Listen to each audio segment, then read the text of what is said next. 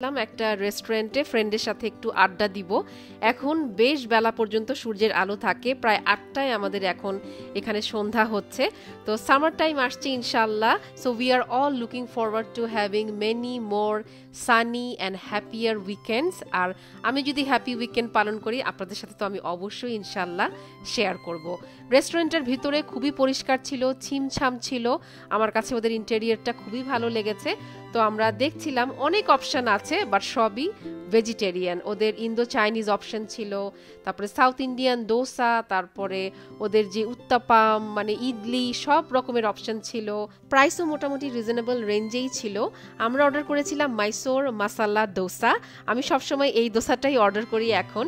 এই দোসাটার ভিতরে মসুরের ডালের একটা স্পাইসি প্রলেপ থাকে, অ্যান্ড সাথে 2টা চাটনি দিল। আর দোসার সাইজটা দেখেন বেশ বড়।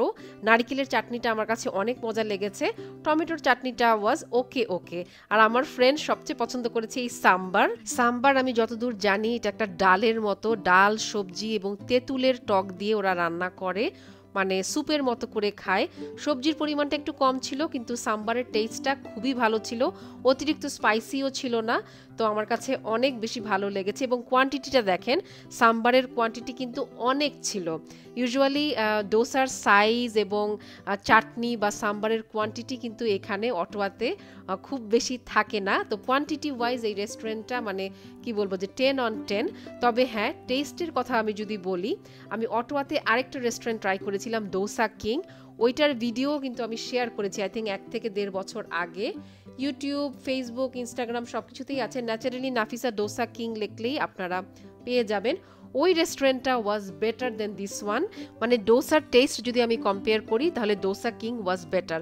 ন্যাচারালি নাফিসা ডোসা কিং এটা ইউটিউবে লিখে সার্চ দিলেই আপনারা পেয়ে যাবেন, ইনস্টাগ্রামেও সার্চ করতে পারেন। তবে হ্যাঁ, প্রাইস, কোয়ান্টিটি এবং সার্ভিস যদি আমি সব কিছু মিলেই বিবেচনা করি এবং আমার বাসার খুবই কাছে এই রেস্টুরেন্টটা, তাহলে আমি আবারও যেতে পারি। আমার কাছে ওদের খাবারও বেশ মজা লেগেছে। So that would be my honest review of the dosa that I had at honest Indian restaurant. কেমন লাগলো? আর দোসার ভিতরে দেখেন আলুর যে ফিলিংটা ছিল, সেটাতে শুধু আলু ছিল না, আরও অনেক ভেজিটেবল ছিল। আর এই যে দেখেন মসুরের ডালের স্পাইসি প্রলেপটা, আলুর কোয়ান্টিটিটাও কিন্তু বেশ ভালো ছিল।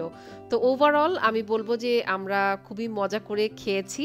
উইকেন্ডে যেহেতু আমি আমার weekly meal planning and prep করে ফেলি, আবার লাঞ্চ বক্সগুলো রেডি করে ফেলি উইক নাইটে, তাই আমি এরকম